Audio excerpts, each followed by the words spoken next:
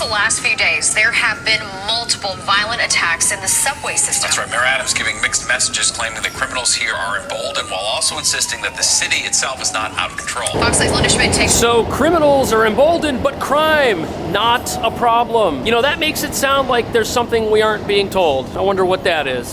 Stories from New York City women going viral on TikTok. In recent days, dozens of accounts of alleged assault have popped up online. Police say a 40-year-old man has been arrested. It's not the first time this type of incident has been reported in the city. We hear this over and over again. The city's out of control. The city's out of control. The city's out of control. It's just not true. Mayor Adams says the subway system is averaging about 6 felonies every day. In response, the National Guard has been brought in to search bags, and 1,000 additional NYPD officers are now riding the trains, too. Right now, I was worried about getting pushed over the train for no apparent reason. It's nice to hear that their arrests are up, but I still hear a lot of stuff that kind of like leads me in the other sense. On the street, there is a general atmosphere of fear and disorder, and that leads to people being afraid to be on the train. But the mayor pushing back on the idea that crime is rampant in this city and expressing concerns that social media is stoking fears.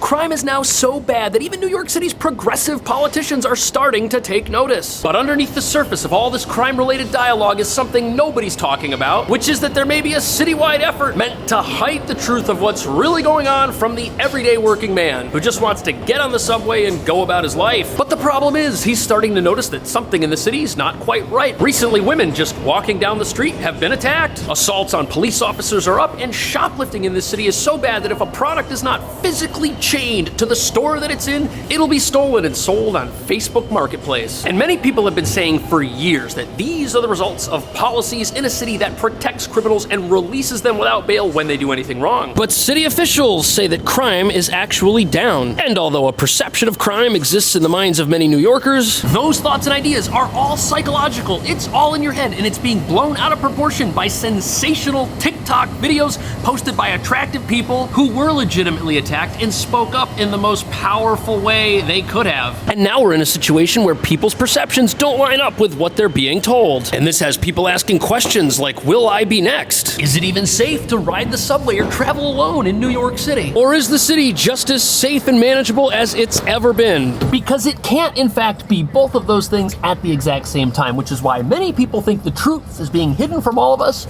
including the city's own leaders.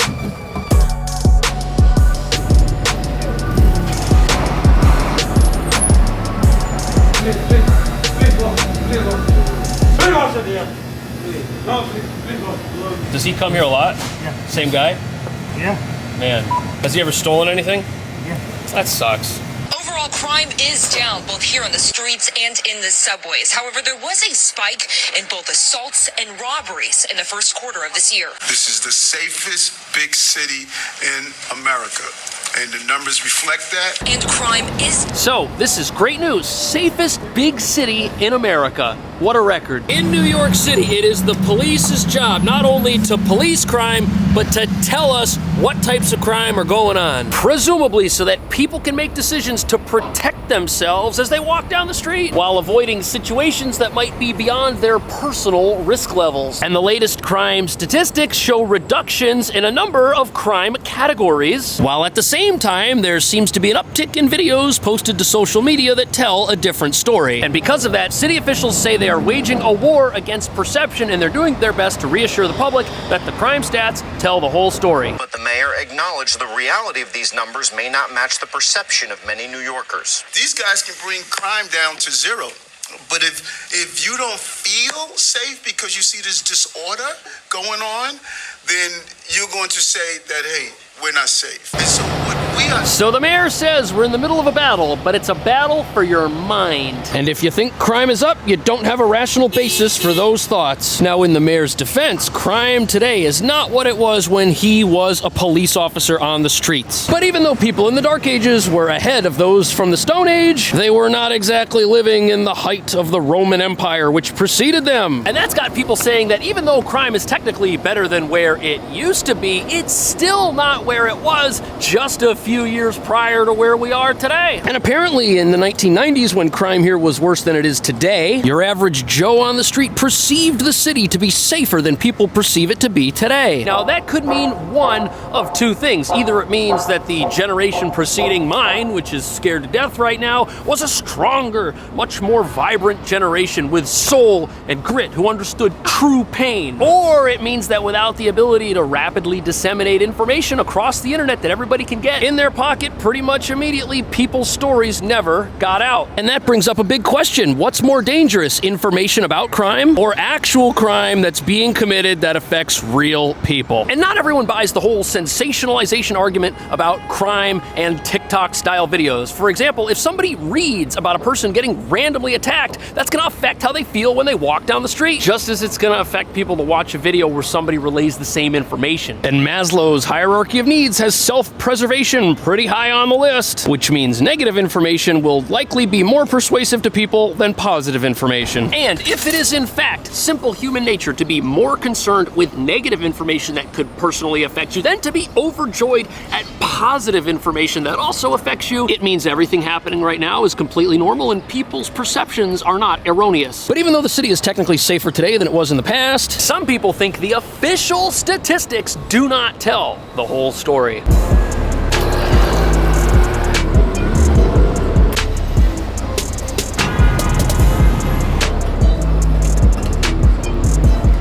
So back in 2022, a poll of registered New York City voters found that 75% of them thought crime was a very serious issue. The highest level ever recorded by Quinnipiac University, who administered the poll. And a more recent survey from 2023 says that 79% of New Yorkers feel unsafe riding the subway at night. So who's right when it comes to crime, and who's wrong? Can we please stop saying we're up in crime in our subway system? We are not. We're down.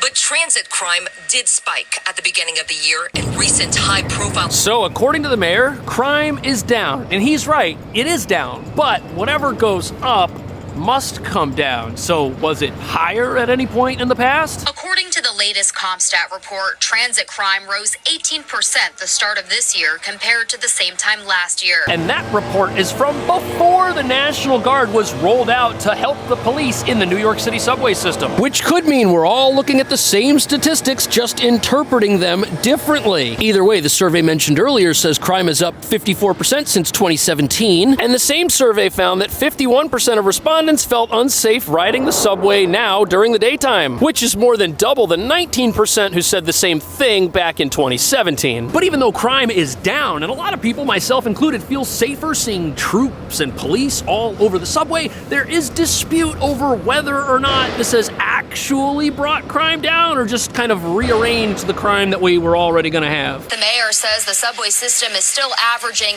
about 6 felonies a day, which is why he wants to implement this. Now, CBS is not the only local station to mention that crime has remained high since the National Guard rollout, but still 6 felonies a day? What changed? Maybe it was the type of felony that was committed in the first place. And this has critics saying that although the city is right to point out that things might be less dangerous, trading one type of felony for another type of felony may not be an actual indication that New Yorkers are better off. Also, when the types of crime getting reported change, the official statistics change along with them. And some people say that when that happens, the statistics look different because some crimes fall through the cracks. And they say that's why people feel one thing but are being told another thing.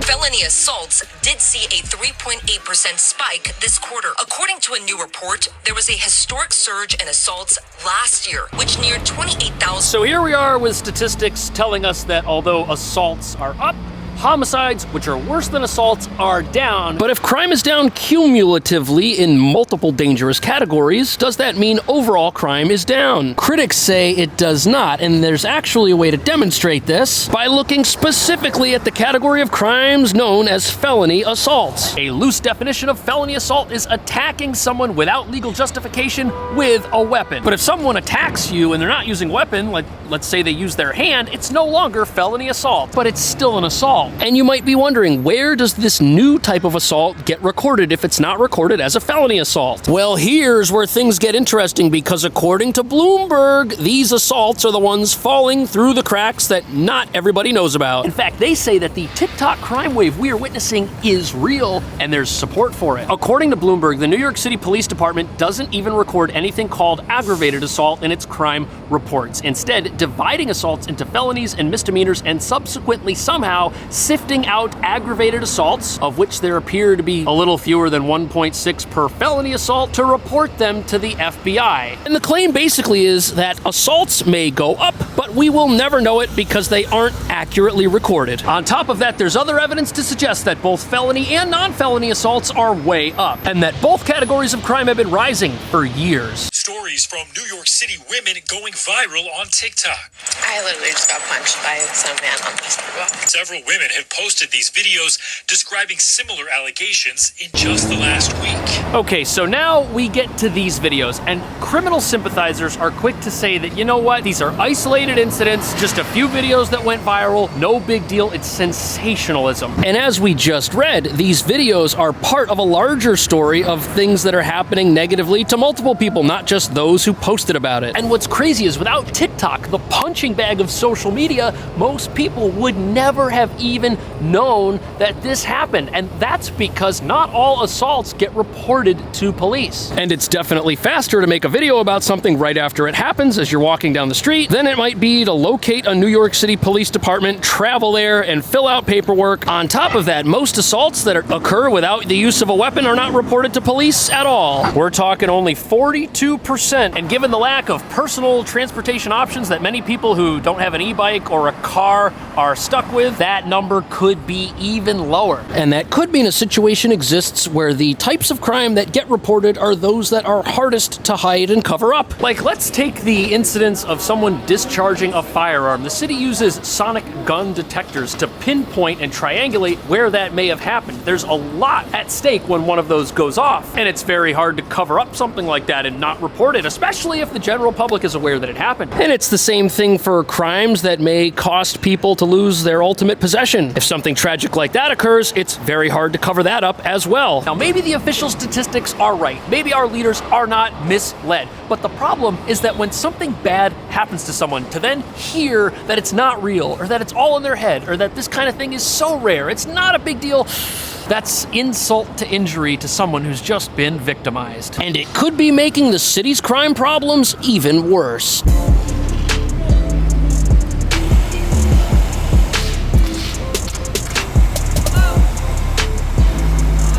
So, what do we know about the person that was arrested? Well, he is a repeat offender, according to police. He has an extensive criminal record. He's been arrested 3 times in the last 6 months for similar crimes. So, as it turns out, there's another problem here in New York City that's causing people's perceptions of danger to increase. And it has a lot to do with criminals being released after they do something wrong. Who would have thought that something like that would scare people? And the scary thing about this is it means that not only are assaults up, the number of people who have committed them and who are still walking around among us is also up. In fact, we now have an epidemic of repeat crime. These are crimes that are committed by one person a second time or a third time because they had never been punished for it. Which essentially means that the number of criminals in New York hasn't necessarily increased, but the amount of crimes they're able to commit has drastically gone up. In fact, there's really no ceiling for it because at what point are we going to put them in jail? Never. And it is the catch and release system of law enforcement in New York that has people worried. And the question this has a lot of people asking now is, how do they take their own personal safety seriously if the city isn't taking their own personal safety seriously? And what's it gonna take to put someone behind bars who's out there hurting people? He is what the police call a recidivist.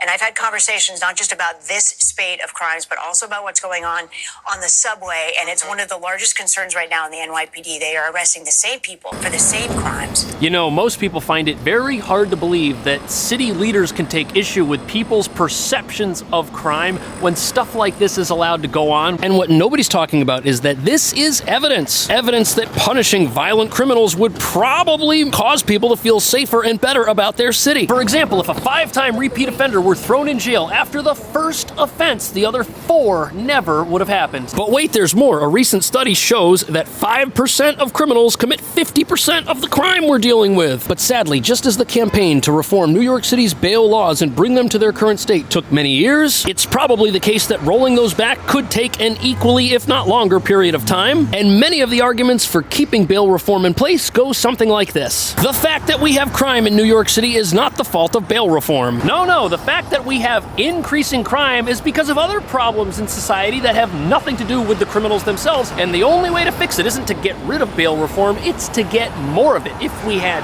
more of it, there would be even less penalization, less prosecution, and that would uplift society and make the world a greener, better place. Is that a real argument? Would that make New York City safer? What do you think the city should do to crack down on crime? Let me know. I'll see you in the next video.